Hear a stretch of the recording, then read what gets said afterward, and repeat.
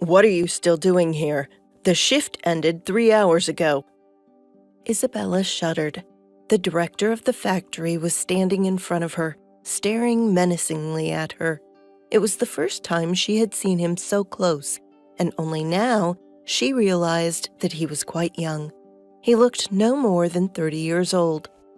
"I am sorry," whispered Isabella. "I truly need the money, and I asked the master to let me work overtime." "So the security guards know too, don't they? What's going on here?" said the director angrily, and gestured for Isabella to follow him. Isabella sighed, thinking that now she would definitely lose such a necessary part-time job. She followed the boss to the exit. "Mr. Hill, what's going on here? Why are the employees on the factory premises after closing time?" asked the man to the security guard. "Nothing bad. Isabella works here, and sometimes overtime." Damon only shook his head and, opening the door, released Isabella outside. The girl jumped out into the street and, almost crying with resentment, quickly went away. As soon as the door closed, Mr. Hill, who had been working at the factory since the days when Damon's father was the head, reproached the young director. "Oh, why did you do that to her? The girl is struggling to get by and taking care of her ill stepmother." Damon stared at Mr. Hill, and he explained that the girl's father had died in a car accident, and her stepmother had also suffered and had become disabled. Since then, Isabella sacrificed everything to take care of a sick woman. Thinking about what he had heard, Damon quickly said goodbye and went out. He caught up with Isabella after a couple of minutes and, stopping beside her, offered her a ride. The girl looked at him and silently walked on.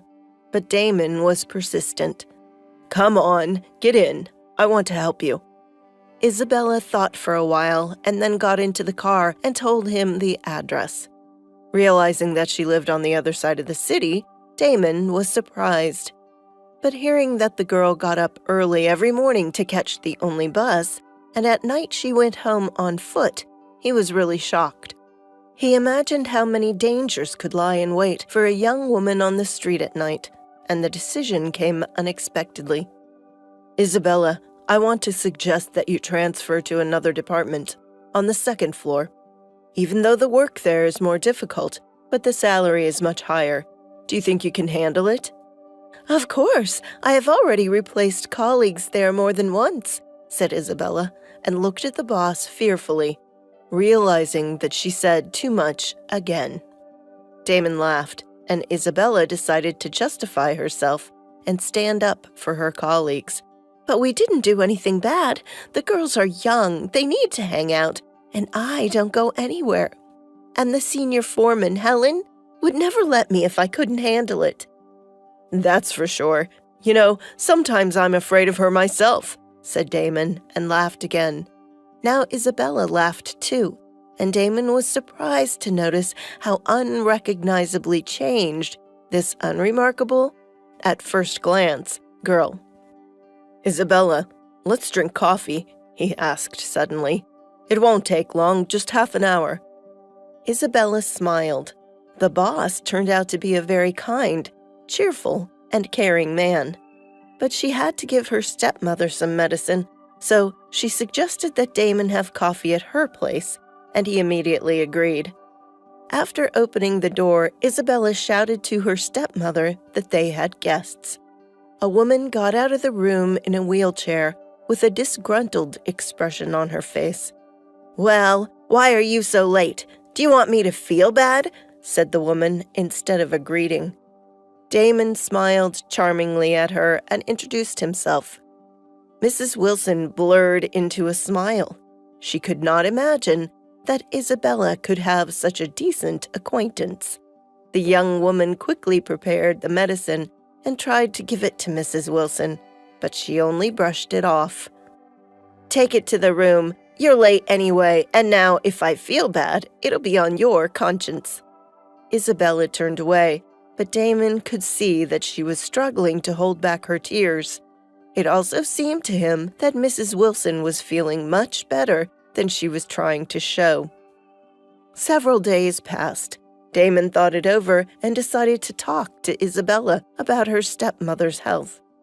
The man stopped by during Isabella's lunch break to see how she was doing with her new job. When he checked that everything was fine, he arranged to meet with her after her shift to discuss an important matter. Isabella was puzzling until the evening, wondering what Damon really wanted to talk about, because in fact, except for work, nothing connected them. In the evening, she walked out of the factory gate and immediately noticed Damon's car. When he saw her, he smiled, and without embarrassment, in front of her colleagues, waved. The girl blushed, but came over. "Isabella, aren't you sick? You're blushing," said Damon anxiously. "No, I'm fine. So, what did you want to talk about?" asked Isabella after getting over her emotions. "Oh, not here. Let me treat you to coffee after all." Isabella agreed with pleasure, and in 10 minutes they were already sitting in a small, cozy cafe. Isabella could not remember the last time she was in a similar place. Having made an order, Damon attentively looked at her. "Isabella, don't you think your stepmother is not as sick as she tries to show you?" Isabella looked at him in amazement. "What do you mean? Mrs. Wilson ended up in a wheelchair because of a car accident. My father was driving, and since he's gone, that means I have to take care of her." "Strange logic, but that's not what I mean," Damon remarked in surprise. "The point is that hopeless patients confined to wheelchairs behave differently. Believe me, I know what I'm talking about. My grandfather spent 10 years in a wheelchair." Isabella did not understand what Damon was trying to say to her. He began to ask her where Mrs. Wilson was being examined, and Isabella remembered that her stepmother was being treated by some doctor with whom she had been a friend. "It can't be, and why would she need to pretend to be disabled? It's better to have a full life, isn't it? But if you're right, I still don't know how to check it all out. No doctor will talk to me for sure. I'm not a relative to her." "Isabella, what about installing a camera?" "Oh, really? First of all, I don't have that possibility, and second, it would be ugly if she wouldn't notice." Damon smiled. He liked the fact that Isabella, unlike any other girl, did not stubbornly insist on her point of view, and listened to his sensible arguments. He promised to find a camera model that would be masked, and her stepmother would definitely not guess. "All right, let's do it. I want to see what she is doing all day long because she never even cleans up her cup." A few days passed. The camera was already set up. Damon gave Isabella a ride home. Before the girl disappeared behind the door of the house, he asked her to be sure to call him as soon as she watched the tape. She nodded to him and ran up the stairs. "Mrs. Wilson, I'm home." "Why are you yelling? I dozed off just before you had come," grumbled the woman grudgingly. Isabella did not answer and decided first to feed Mrs. Wilson, and then to see in peace what the camera had recorded. An hour later, she locked herself in her room, took out her old laptop, and started watching. The image was without sound, but it didn't matter. From the first seconds, the girl froze with her eyes wide open. And then, after saving the video, she quickly called Damon and asked him to come over.